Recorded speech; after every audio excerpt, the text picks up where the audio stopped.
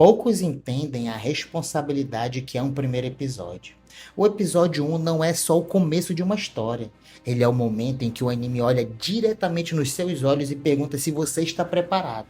E preparado para perder, para sofrer, para se apegar e para ser quebrado emocionalmente. E alguns animes não pedem permissão. Eles já começam arrancando tudo logo de cara. Attack on Titan é um desses. Nos primeiros minutos, o mundo parece até simples: muralhas gigantes, pessoas vivendo suas vidas, crianças sonhando com liberdade. Existe medo, mas um medo controlado, quase esquecido. A humanidade acredita que está segura, e então o céu se abre.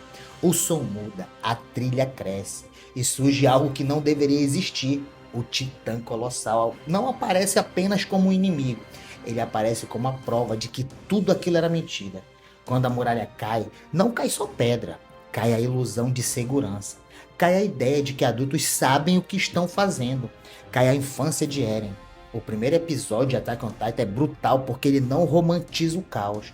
Ele mostra pessoas sendo esmagadas, comidas, correndo sem saber para onde ir. E quando a mãe do Eren morre, a cena não é rápida, ela é cruelmente lenta. O grito, a impotência, o olhar preso.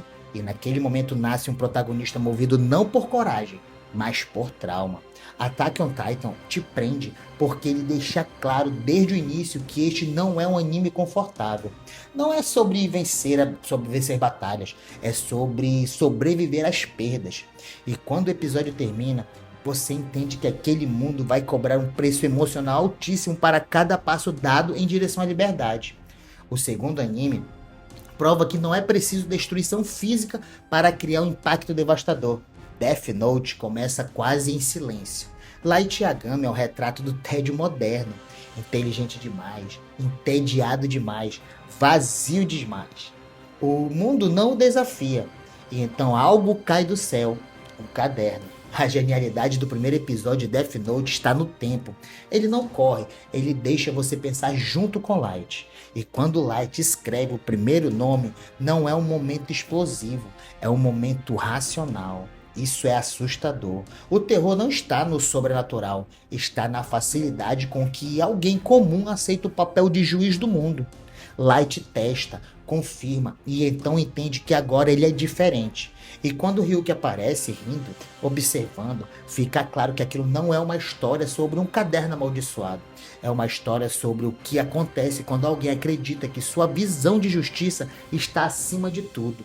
O primeiro episódio termina com Light já convencido de que é necessário, de que é o escolhido. E o espectador percebe que não está assistindo ao nascimento de um herói, mas o nascimento de algo muito mais perigoso. Death Note te prende porque ele não pergunta se Light está errado. Ele faz você se perguntar até onde você iria com o mesmo poder. O terceiro anime começa te enganando. Demon Slayer abre com uma rotina simples. Tanjiro é gentil, trabalhador, amoroso. O clima é quase aconchegante. Você baixa a guarda e então o anime te pune por isso. Quando Tanjiro volta para casa e encontra sua família assassinada, a cena não precisa exagerar. O silêncio fala tudo. O sangue espalhado, o vazio e o detalhe mais cruel. Tanji não explode em ódio. Ele quebra, ele chora, ele tenta salvar o que restou. A luta para proteger Nezuko não é contra um vilão, é contra a realidade. O primeiro episódio de Demon Slayer é poderoso porque ele define o coração da obra. Essa não é uma história sobre vingança cega, é sobre preservar humanidade a um mundo que insiste em destruí-la. A cena final, com Nezuko protegendo o irmão, mesmo como demônio, quebra completamente a lógica tradicional do gênero. E quando o espadachim testemunha aquilo, fica claro que aquela história não vai seguir o caminho mais fácil.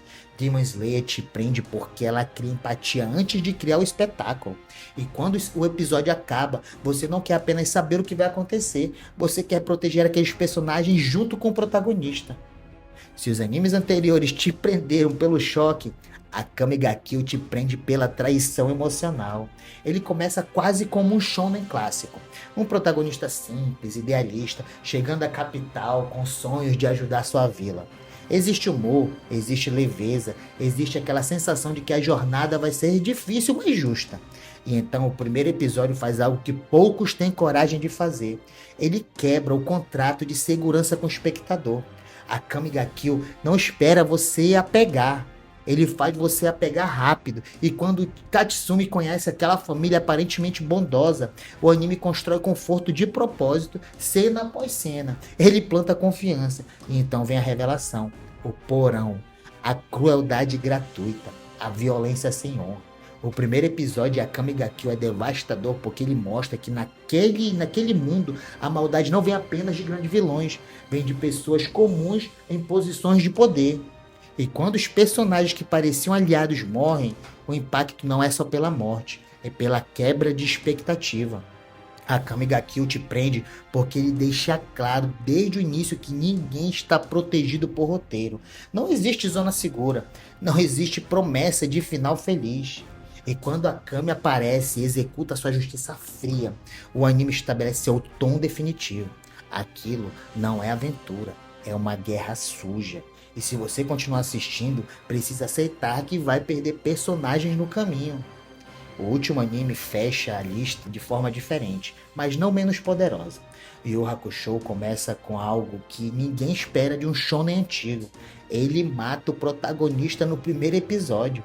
Yusuke Urameshi não é um herói clássico, ele é problemático, desinteressado, agressivo. E quando ele morre salvando uma criança, o impacto não vem da ação, vem da reação. O mundo continua, os colegas choram, a mãe desmorona e o próprio Yusuke percebe algo cruel. Talvez ele fosse mais importante morto do que vivo. O primeiro episódio de Yu Yu Hakusho é memorável porque ele trabalha emoção antes de trabalhar poder. Não existem técnicas, não existem torneios, não existe hype. Existe arrependimento, existe vazio, existe a dor de perceber tarde demais que sua existência tinha valor. E quando Yusuke observa seu próprio velório, o anime atinge um nível de humanidade raro para o gênero. Ele não fala sobre luta contra demônios, fala sobre o peso de existir.